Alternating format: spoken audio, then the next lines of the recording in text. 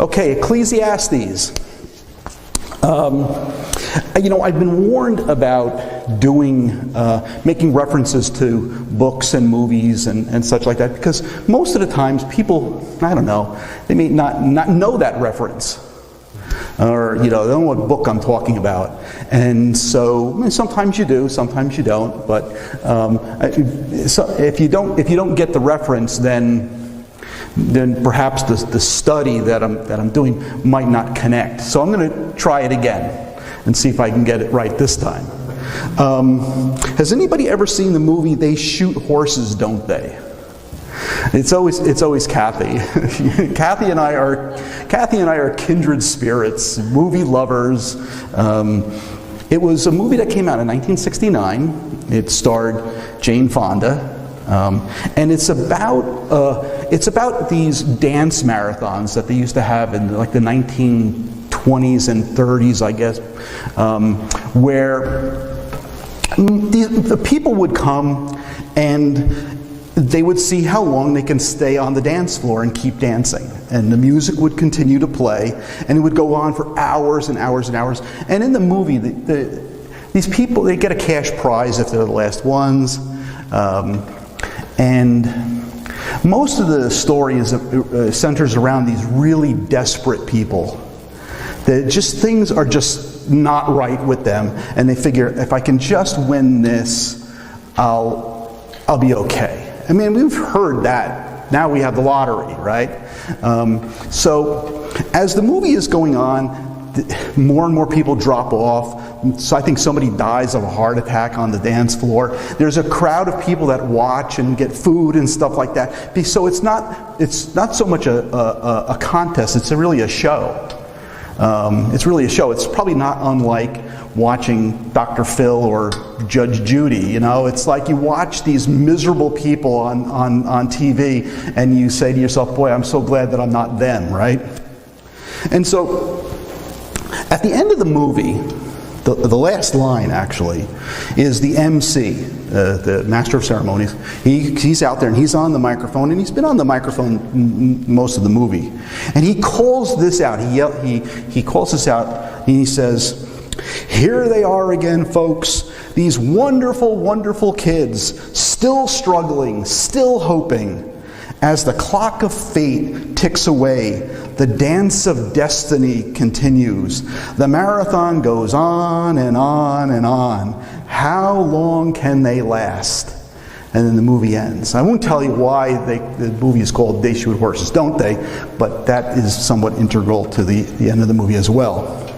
So why is this? Why did I think about this? I thought about this because the text for today starts off with this: one generation ends and another one begins, and there's this cycle of nature and so forth. And Solomon is looking at life from a very he's got a very despairing look at life, and he sees this monotony of the things that are going around him. So, who is Solomon? We read about him last week. He refers to himself as the preacher, a public speaker or a teacher, if you will. Solomon, if you remember, he was the wisest man besides Jesus who ever lived. Solomon, by most accounts, was also the richest man who ever lived. He had 700 wives. He had 300 concubines. He was King David's son. He ascended the throne in Jerusalem after David died. He was a planner. He built projects all over Israel. There was peace and prosperity in the land for decades while he reigned. But yet, Ecclesiastes, which he wrote, begins with this statement: vanity of vanities. All is vanity. And then he asks this question: what does a man gain by all the toil in which he toils under the sun? And so he's at a point in his life, either during or after this point, where he had backslidden. Early on in his life, he walked with God, he followed the law, the commandments, and so forth. But then he was drawn into the world. He married all these women and had all these concubines who drew him away, and he started to worship and honor other gods. And as we discussed last week, having all this wisdom that God had given him, and God had said, ask and I'll give it to you. And Solomon asked for wisdom. He didn't apply that wisdom to his own life. And now in this book that we have in front of us, he's writing this from the perspective of someone who tried to do his own life on his own. He tried to do it on his own. He refers to this living your own life, or this life in the world. He refers to this as living under the sun, the S-U-N, right? And then he begins this book by saying that living this life this way is vanity. It's futility. And when he says vanity of vanities, he's really saying it's futility of futilities. It's as futile as you can get. He comes to these conclusions that life is out of balance, that it's unpredictable, living this way.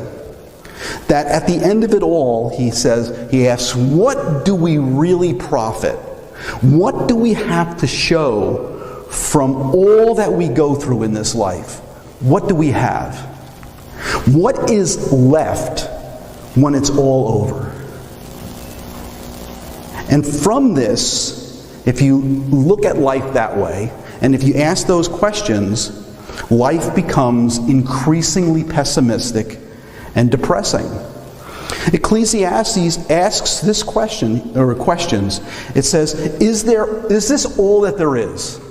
That's what Ecclesiastes is asking. Is life worth living? And, Ecclesiastes, although it is an Old Testament book, it is, in its own way, pointing us to the New Testament. It's pointing us to the good news.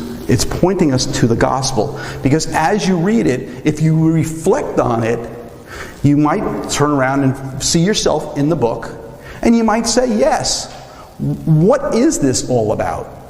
Alfie, another movie reference. Jesus gives us the answer to these questions in John 10:10. He says, the thief comes only to steal and kill and destroy. I came that they may have life and have it abundantly. That's the answer to Solomon's question. What is life all about? Life without the Lord is empty. Right? But life with the Lord is filled. But Solomon set out to discover a life without God. And it's in this journey of Solomon's, this journey of discovery, I guess if you will, where Solomon, he walks away from the Lord, and then he discovers that you can't find meaning or purpose or satisfaction that doesn't include the Lord. He discovers that along the way. And we have to remember that as we're reading this book, because this book is very moody. It has this dark aspect to it, but it's continuously pointing us to life in the Lord. And we must get to chapter 12, where Solomon does realize that he needs to return back to where he came from. He needs to return to the Lord, because that is where life is truly found. You've heard the saying that life is not a dress rehearsal. Have you heard that? Right? You don't get to try it again a second time. I mean, you get to be redeemed, okay, and start a new life. And Jesus, I came to give you a new life, all right? All things are new, right? But you can't go back and change anything. You don't get that chance, right? We are leading a life that will only satisfy us once we are on the path that God wants us. So we titled this series, Living Life with an Eternal Perspective. And as Joe and I talk about this, hopefully by reading and studying this book, we will be better equipped to share with the lost. All those people that we work with who are neighbors, okay, our family and friends, the lost, people that don't know the Lord, that we hope that we can share the hope that we have, because we're going to find that the people that we run into each day are on the same journey that Solomon is. People around us are asking these same questions. They might not say them out loud, but in their heart, deep down inside, they're asking those questions. So over the next 15 verses, all right, I think that there are 3 observations that Solomon makes. One is, I said it before, monotony. That nothing in this life really changes. 2, there really is nothing new. He will tell us there's nothing new under the sun. And the third point is that, you know what? You really can't understand it. You really can't understand what's going on anyway. Right? I remember seeing a cartoon from the New Yorker magazine, and this guy is looking at a magazine and he's shaking it, and you can kind of see it visually. And he says, will somebody please tell me what's going on? Right? He's frustrated. He's looking out at the world and he says, what is going on? We really can't understand. We can't understand the mind of God. We can't always understand what His purpose is. Maybe after the fact we can. All right? His purpose is for us to come to salvation. But apart from that, people ask, there's books that are written, why do bad things happen to good people? Why do all these things happen? And people try to find those answers.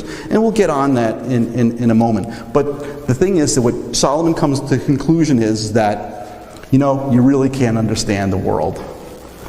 So remember that Solomon is looking at things from a worldly perspective. Don't miss that. We are called to have a godly, an eternal perspective. We are called to look at things with eternity in view. So, verse 4 begins this way. A generation goes and a generation comes, but the earth remains forever. The sun rises and the sun goes down and hastens to the place where it rises. The wind blows to the south and goes around to the north. Around and around goes the wind, and on its circuits the wind returns. All streams run to the sea, but the sea is not full. To the place where the streams flow, there they flow again. Life, there's monotony in life. Just like the movie, the marathon goes around and around and around. It goes on and on and on. The dancers on the dance floor, they go around and around and around. When I worked at ShopRite, working my way through school, my first job was to stock shelves. Right? And if you've ever done it, you bring all the product out, and you open up the boxes and you start stacking it up and putting it on the shelves. And then you bring all the product to the front so that when you're done, you stand at the end of the aisle and you look down and it's one solid wall of product. And for some, if you're anal retentive or ADHD, for some that is a wonderful feeling, right? Joan is watching right now and she's wondering why doesn't the rest of my room look like that, but it doesn't.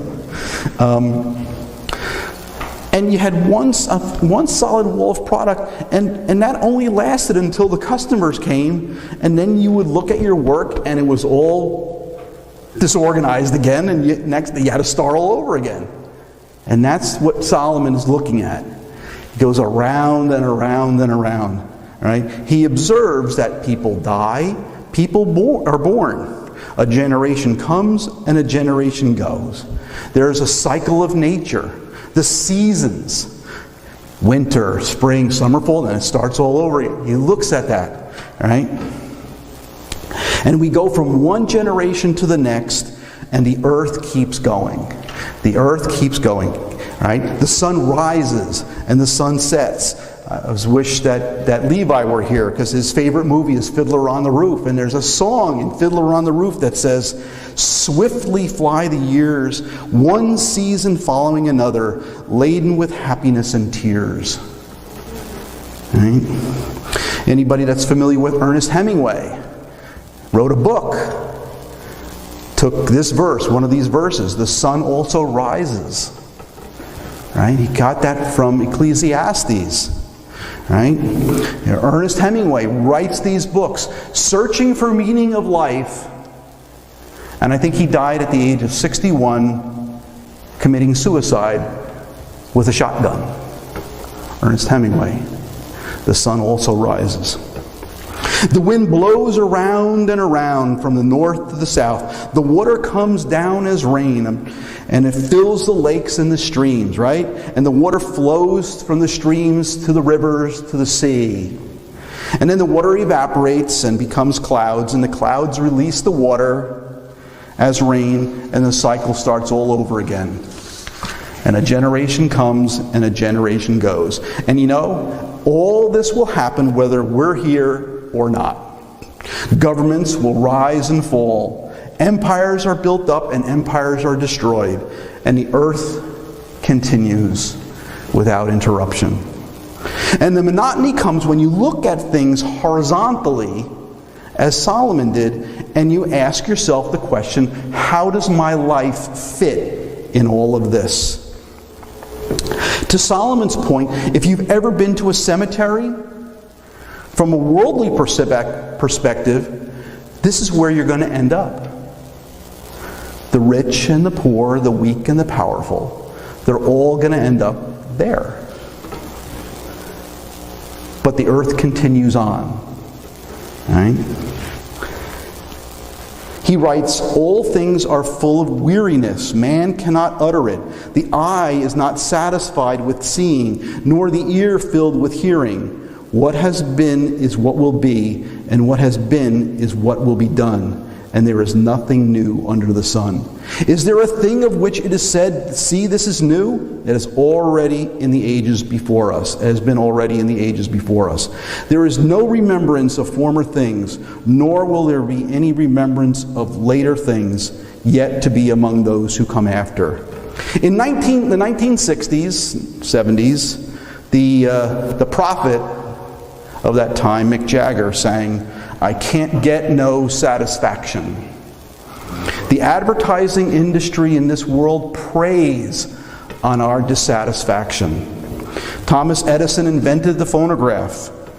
You could record sounds on a wax cylinder.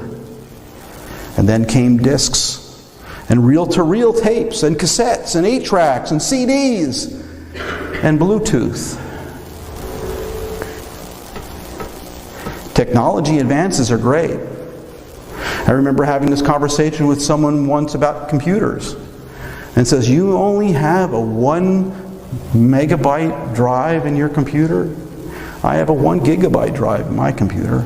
And now you can get, I don't know, terabytes now." You know, it just keeps going and going and going. And unfortunately for many of us, again, have you ever noticed that as soon as you buy something at Best Buy or Costco, wherever it is, they're rolling out the new model as you're going through the checkout, right? You just can't keep up. And people are not satisfied with their iPhone 13s because the iPhone 14 just came out.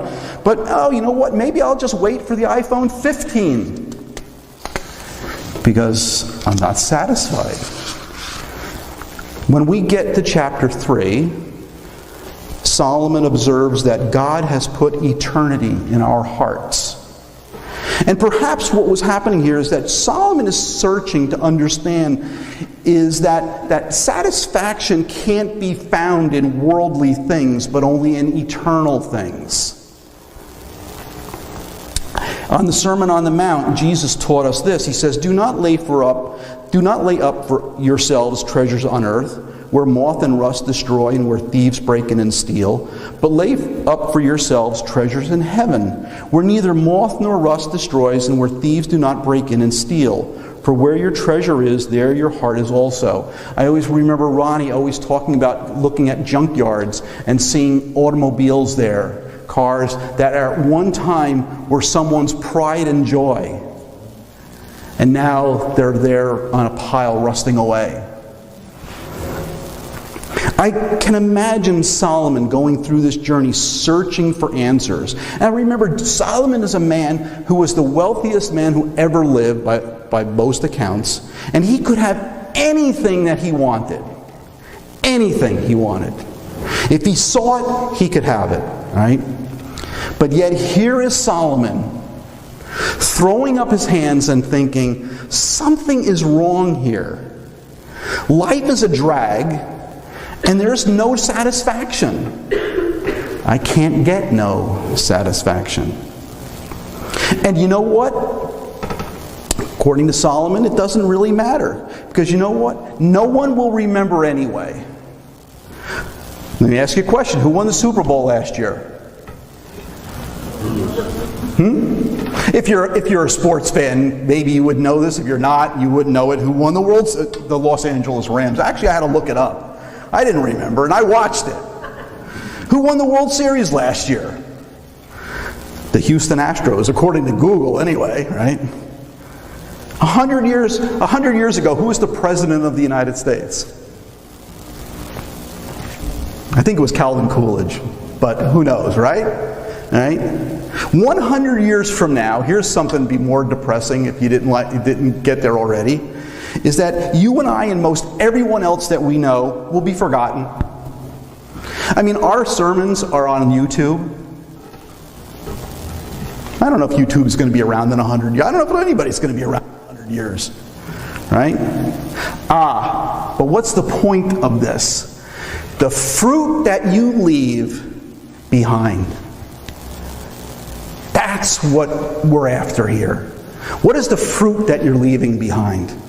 Who's the person that's going to come up to you in heaven and say, thank you for sharing Jesus with me?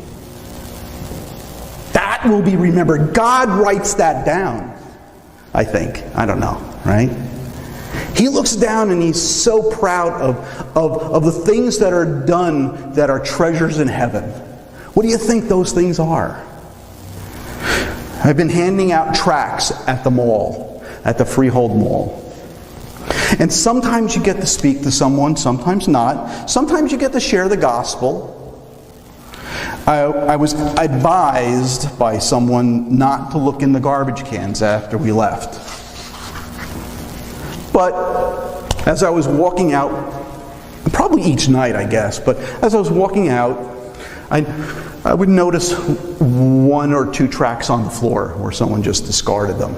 Now, I picked them up because we don't want to litter, and I put them in my pocket. The mistake that I made was I should have put them on a table someplace so somebody else picked it up. But I didn't think fast enough, right? But if you look in the garbage cans, or if you focus on the ones that were thrown away, you're focusing on the rejects. You're looking at things horizontally. You're looking at things as the world looks at, right? Okay? The world looks at success. You know, at work, it's like, how many and by when? How many accounts have you opened? How many cars have you sold? How many TVs, right? That's how the world views success.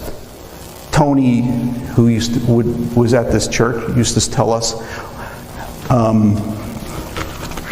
what is a win?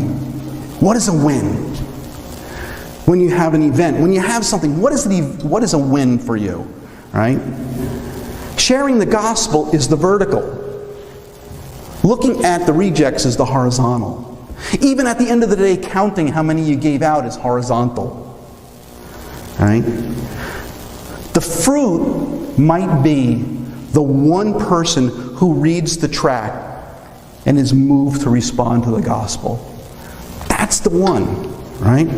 You might not know the legacy that you leave behind, but it's that fruit, that treasure that you're storing up in heaven. And that's what Solomon is missing at this point. He's looking at the monotony of life and this cycle of things, okay? And saying, is that all there is? But what is all there is?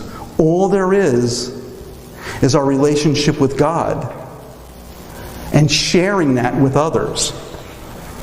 You might not know what that is that you leave behind now, but as someone said to me about the tracks, he said, I envision getting to heaven and standing there in front of the Lord, and the Lord telling me to turn around and look at all the people that I touched. Even if it's only one. I've told that story about the man at the homeless camp, doing the Sunday services and thinking that I'm not getting anywhere with this. And sometimes there was only one or two or maybe three people there. Sometimes there was more.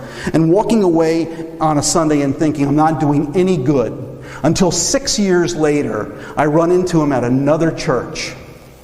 And he's all nicely dressed, and I didn't even recognize him until I heard his voice.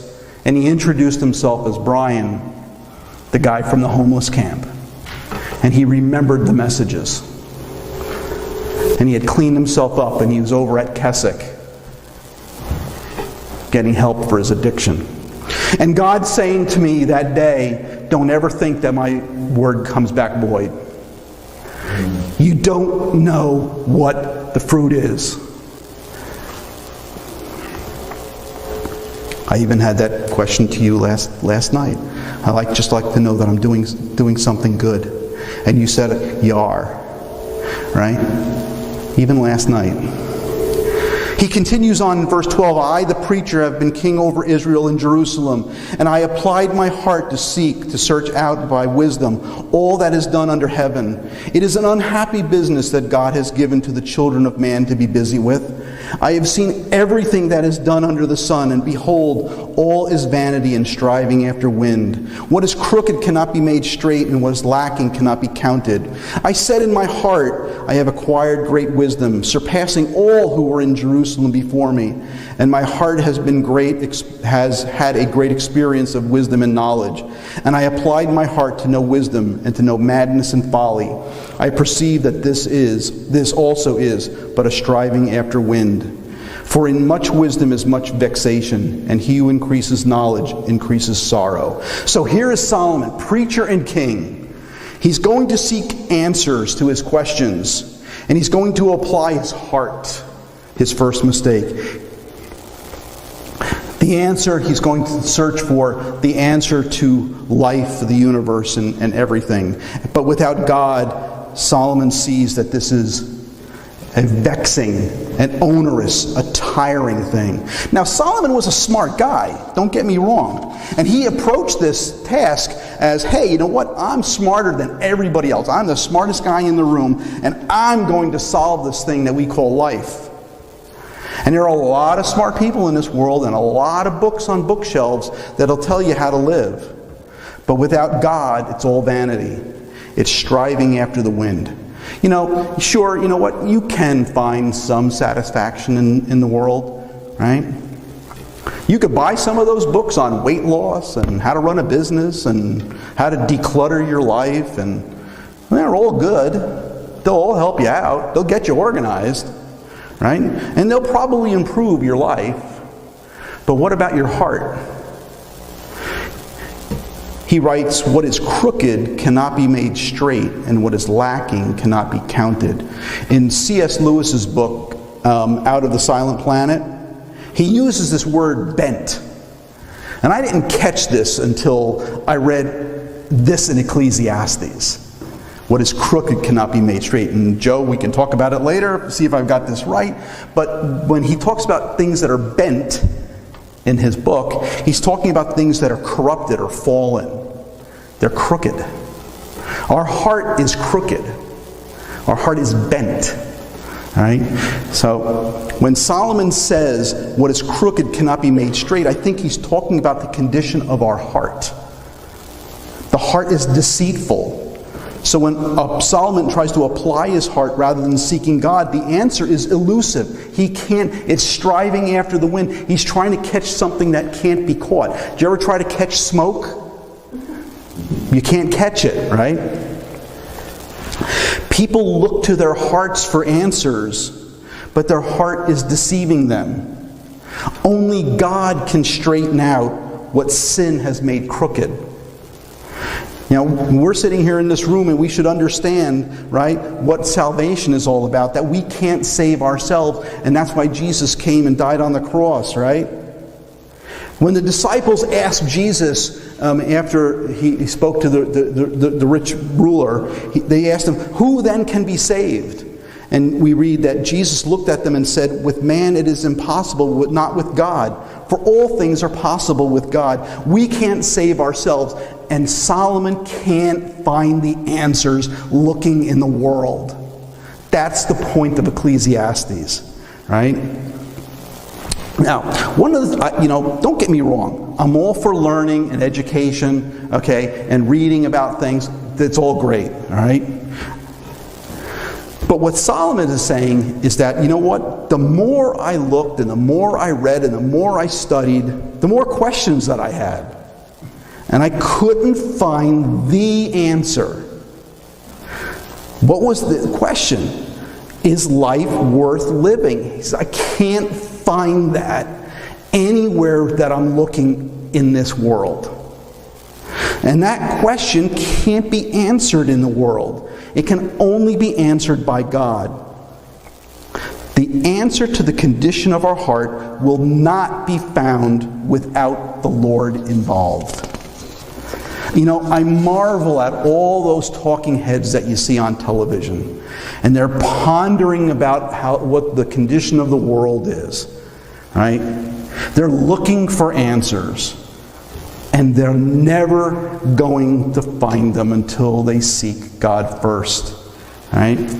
You pick up the newspaper or you watch the news and something happens and there's a murder, there's mass shootings and so forth, and people say, what is going on with the world? We've got to do this and we've got to do that. And you want to know what it is? They will never find the answer until they seek God first. They will not find it. Right? We rub shoulders with the lost every day who are looking for answers. Actually, I heard it this morning when we were praying. All that's going on in the world. Our job is to point the lost to the Lord. And Solomon discovers this at the end of the book. Only the Lord can bring an answer to our current situations. The world will never be able to provide it. So, I added this on this morning because it was in my devotional. Tom Short, I've mentioned his name before. He was involved with this church and the Great Commission for years. He has a campus ministry. He has a YouTube blog, Tom the Preacher.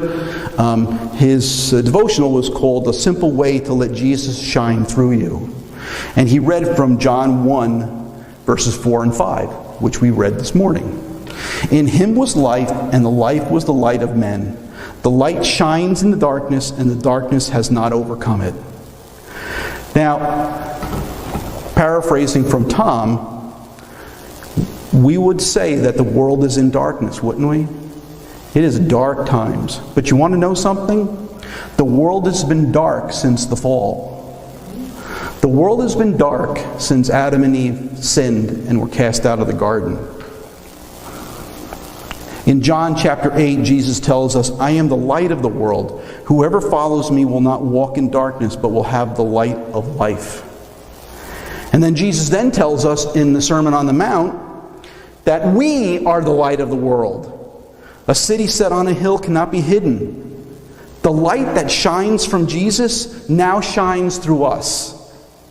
We have that light. Solomon tried to find meaning by looking horizontally, by looking at the world. He tried to find it in the world. He tried to find it in a world that was dark. Why are you looking for? Did you ever try to find something in the dark? Stub my toes, bump into things, can't find something, right? But eventually Solomon came to realize that the significance in life, that living a life of meaning, that living a life of purpose means letting our light shine through to others. That's living life with an eternal perspective. That is living a life by loving to others and adding value to others' lives. That's what he means by living vertically. He talks about living life under the S-U-N. Living life with an eternal perspective is living life under the S-O-N. And that's the message that Solomon is going to learn. Let's pray. Father God, we thank you so much for allowing us to come before you. We thank you for this beautiful day. We thank you again for the book of Ecclesiastes that is pointing us to the giver of life, to the one who wants us to have life, to live it abundantly, to live it joyfully, to live it eternally, and to be able to share that love, that life, that love, that light to a lost world, a world that is living in darkness. We thank you again for these words. I thank you for watching over those that weren't able to be here today. Comfort them, heal them, and continue to watch over them. We thank you again for all the ways that you continue to watch over us and bless us. May we go forth into the world as lights, not under a basket, but on a hill. That people that see us and speak to us will ask us, where does that light come from? May we be good stewards of all that you've blessed us with and use it all for your glory. In Jesus' name, amen.